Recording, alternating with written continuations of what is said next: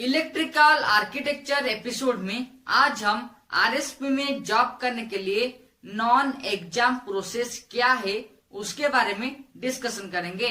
साथ ही साथ non exam process या फिर एग्जाम के बिना अगर आप आरएसपी में जॉब करते हैं तो उसका बेनिफिट्स क्या है उसके बारे में जानेंगे। So hi friends, welcome to Ashutosh electrical architecture with your host SVZ एनाथ। अगर आप इस चैनल को पहले बार देख रहे हैं तो चैनल को सब्सक्राइब करने के बाद बेल आइकन में ऑल ऑप्शंस को क्लिक कर दीजिए। साथ ही साथ इस वीडियो को एक लाइक कर दीजिए।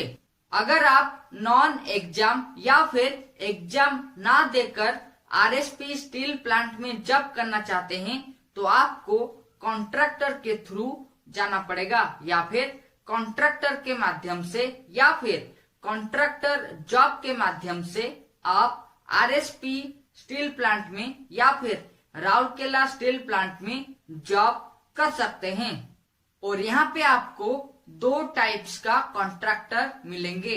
पहला कॉन्ट्रैक्टर वो है जो आरएसपी के अंदर आपको जॉब दे सकता है या फिर जिसके माध्यम से आप प्लांट के अंदर काम कर सकते हैं।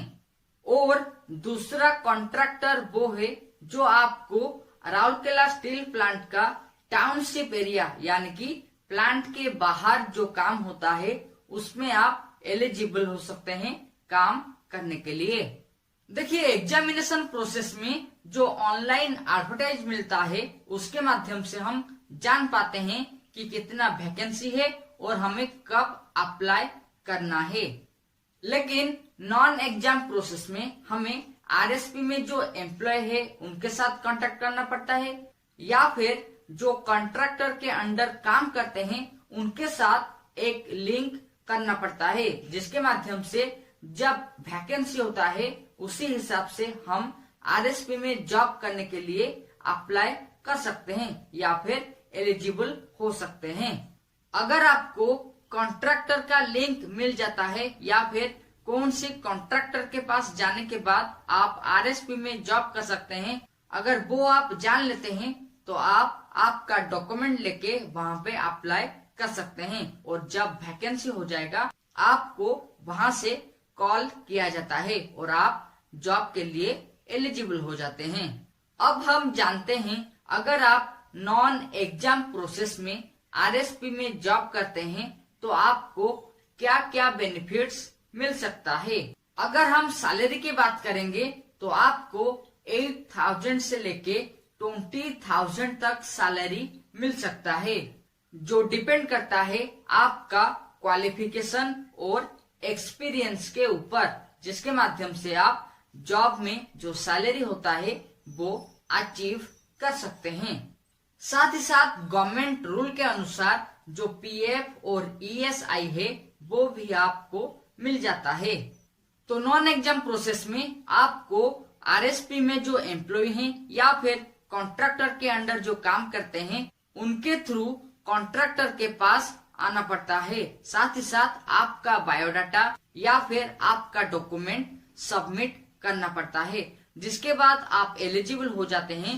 जब वैकेंसी निकलेगा या फिर जब कॉन्ट्रैक्टर कोई नया कॉन्ट्रैक्ट लेगा तो जो वैकेंसी क्रिएट होगा उसके माध्यम से आप आरएसपी में जॉब करने के लिए एलिजिबल हो जाते हैं, चाहे वो आरएसपी प्लांट के अंदर हो सकता है या फिर आरएसपी में जो टाउनशिप एरिया है वहां पे भी आप जॉब कर सकते हैं या फिर काम कर सकते हैं।